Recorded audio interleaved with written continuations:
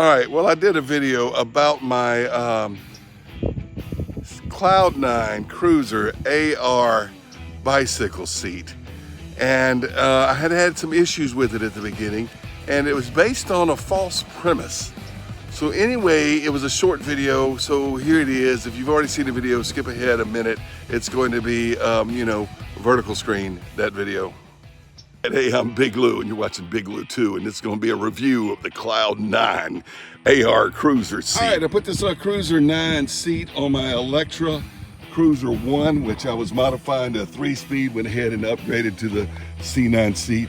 I really like the C9 seat, and I've had it where I like it for about a week, but I've had it for 2 weeks. The first week, I hated this thing because you see that clamp right there? You really got to tighten down on that clamp to get this thing to not rock back and forth.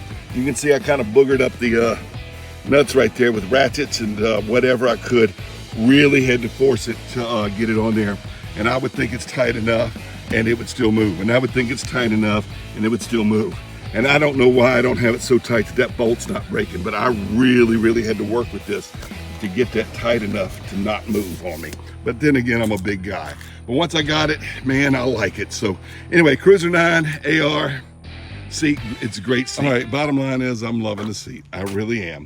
But that problem was based on something false. You see, here's the clamp, and that's where the bolt should be. The bolt should be behind the clamp should be here. The clamp on mine was put in backwards. And I didn't know that because that's the way it came, but it looked different than the Electra seat that came off. I went to Walmart and I looked at all the other seats, have the clamp here and the bolts behind it, not the bolts in front as it was before. So I started to go online and look at pictures of Cloud9 seats, and I really couldn't tell. I saw a few videos and it looked like this, and I got a chance to go back to the store where I bought this and looked at the others, and the others all had the clamp in this direction so that the post is here and the bolts that clamp it down are behind it.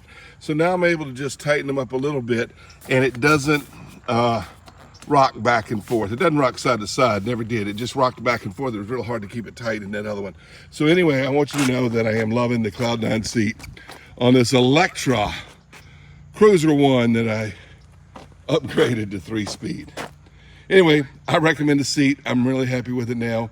That first thing was kind of based on the false premise that for whatever reason, mine came from the factory or the store with the clamp backwards. I put it on backwards and it's better now. Anyway, it's starting to get dark. I'm about to go for a ride on the Cloud9. Yeah, the Cloud9, I think Sunlight makes them. The Cloud9 seat that I have, I really like. Now that I got the clamp right, so it tightens down right, it doesn't feel unsturdy, it doesn't feel like it's at a wrong angle.